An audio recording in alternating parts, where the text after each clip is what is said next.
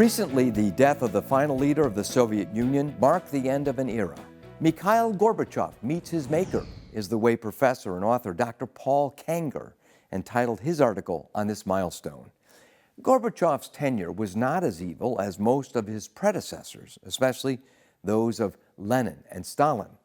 Gorbachev did allow some unprecedented freedoms by Soviet standards, but as he allowed some liberties in a state built on an atheistic, totalitarian foundation, everything unraveled.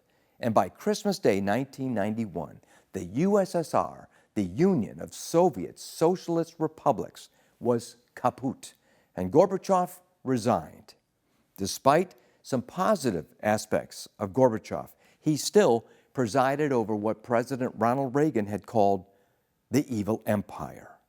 And it was indeed.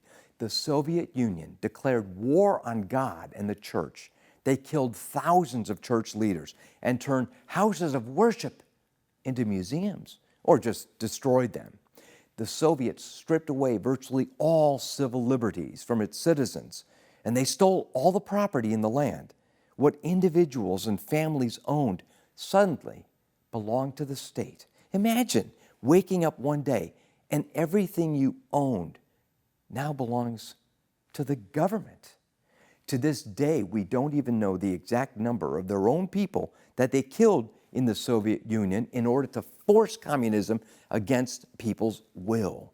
The estimates of those killed by the Soviets range from 20 million, a low estimate, to 60 or even 70 million. The left today loves to tear down American icons and show how they had feet of clay.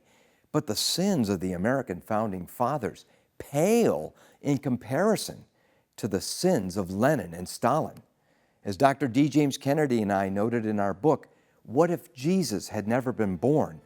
Hitler has slain his millions, Stalin his tens of millions. For D. James Kennedy Ministries, I'm Jerry Newcombe.